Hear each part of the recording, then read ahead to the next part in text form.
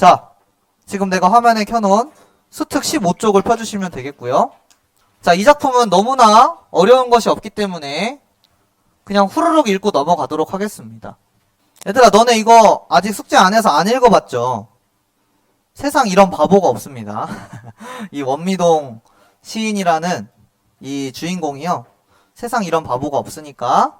자, 본문 보도록 할게요. 자, 원미동 시인 동그라미를 딱 쳐보겠습니다. 얘가 주인공이고요. 자, 이 사람에게는 또 다른 별명이 있습니다. 그러면서 쾌한 두 눈부터 그 다음에 낡은 청바지까지 이 원미동 시인의 외양을 묘사하고 있다라고 적어주시고요. 그리고 밤에 보면은 꼭 몽달 귀신 같다라고 경자 언니가 말해서 얘들아, 몽달 씨는 그러니까 본명이 아니라 별명이야. 알았죠? 그래서 원미동 시인과 몽달 씨는 동일 인물이고요. 자, 경자 언니뿐 아니라 우리 동네 사람이라면 자, 밑줄입니다. 누구나 그를 좀 경멸합니다.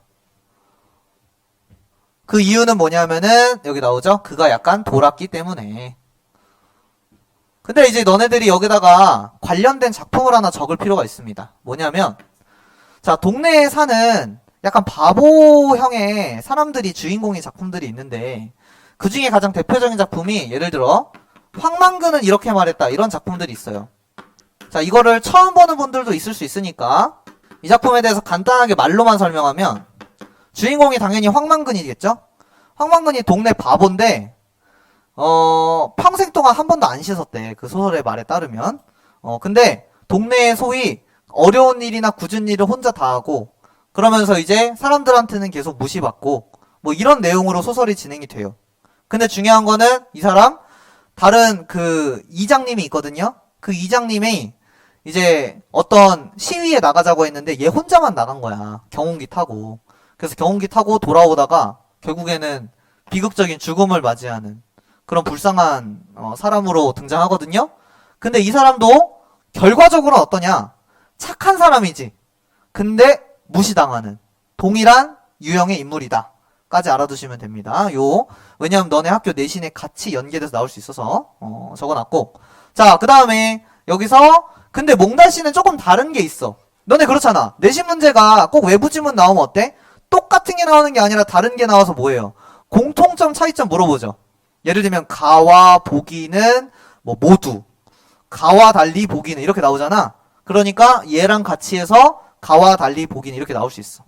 자, 그럼 계속 볼게. 몽달씨는요, 이 시대에 이제 그 연립주택에 산다는 것 자체가 잘 사는 거라고 생각해 주시면 됩니다. 뭐 연립주택은 지금으로 따지면 빌라죠, 빌라. 자, 그러면서 어때? 여기 에어컨이 돌아가는 부자였어요. 얘네 집은. 됐죠? 그 다음 이 몽달신의 아빠는요, 할아버지예요. 근데 이 노인이 늙음하게 젊은 마누라를 얻어서 아기자기하게 살아보는 판인데 결혼한 재형 집에 있지 않고 새살림 재미에 폭빠진 아버지 곁으로 옮겨온 막둥이가 바로 우리 귀여운 몽달씨예요.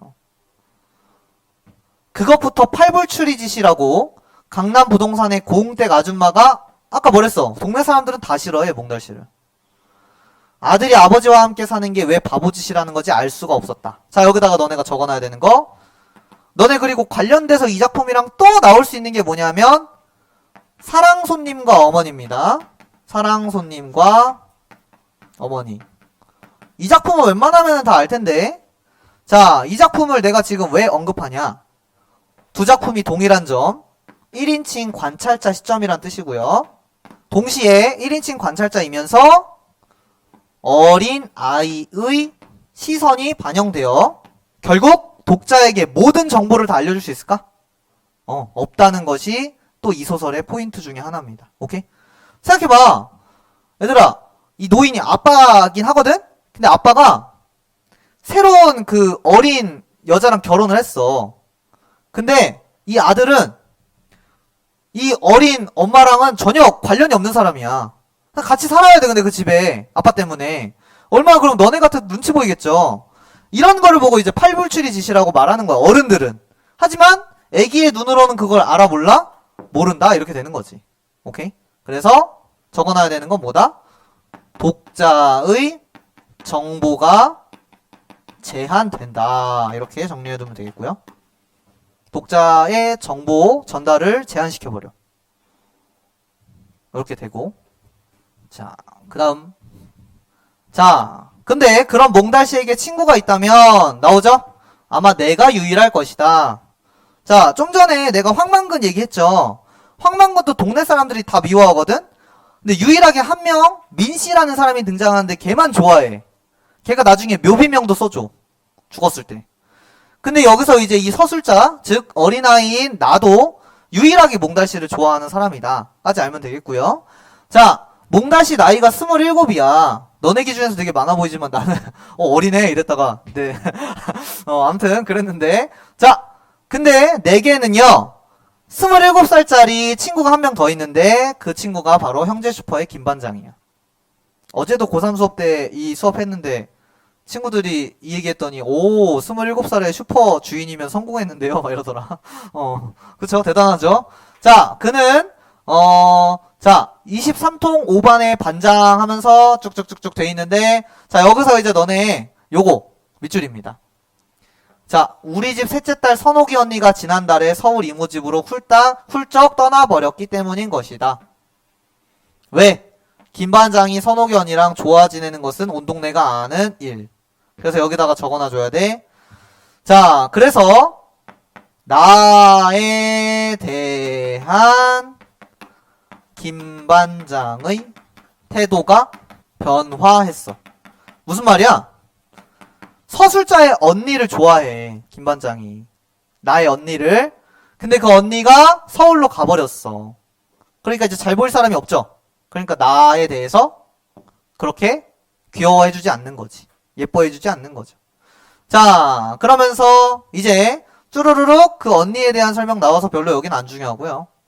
자, 그 다음 페이지로 나는 가서 이제 중략 부분 줄거리 보겠습니다. 여기서 세상 몽달씨가 이제 불쌍한 일이 벌어져. 자, 나는 몽달씨와 함께 형제 슈퍼 김반장과 친구처럼 지내고, 자, 여기 밑줄이죠? 김반장은 몽달씨 일꾼처럼 부려먹어. 자, 김반장 몽달씨 괴롭히고 부려먹는 약간 일진 같은 상황이야. 근데 그 와중에 몽달씨는 불량배들에게 쫓겨서 형제 슈퍼를 찾았지만 김반장은 자신에게 피해가 될까 싶어 몽달씨를 매몰차게 쫓아냅니다. 자, 여러분 이런 도시와 산업화 관련된 소설에서 자주 나오는 인물형이죠? 뭔데? 개인의 이익, 안위를 중요시하는 거지. 그런 인물이 바로 김반장이다. 요렇게 정리해 주시면 되겠고요. 김반장의 태도예요. 근데 여기서 이제 특이한 게 바로 몽달씨야. 어때? 아무렇지 않게 김반장의 일을 또 도와. 이렇게 되는 거야. 뭐 하는 사람인지 잘 모르겠어, 몽달씨. 좀 이상하죠? 자, 그런데 이제 서술자가 그거 광경을 다 보고 얘기를 했는데 여기서 막 모르는 척을 합니다. 괜찮은 척 해요.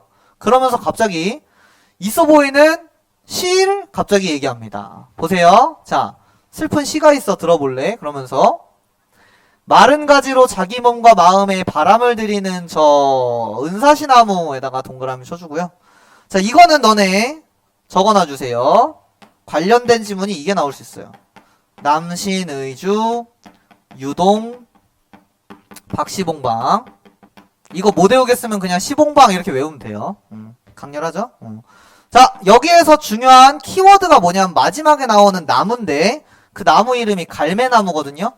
자, 갈매나무가 뭐냐면은 겨울, 추위 속에서 생명을 보존하고 있는 뭔가 의지적 태도의 존재야. 어때? 이게 은사시나무랑 연결되는 거예요. 오케이? 어떤 주인공이나 화자의 의지적 태도를 상징해. 자, 이렇게 되는 거고요. 자, 이제 마지막이야. 여기까지 하고 쉽게. 그래서 은사시나무는 박해받는 순교자. 박해가 뭐예요? 괴롭힘 받는, 고통받는 순교자. 누구야?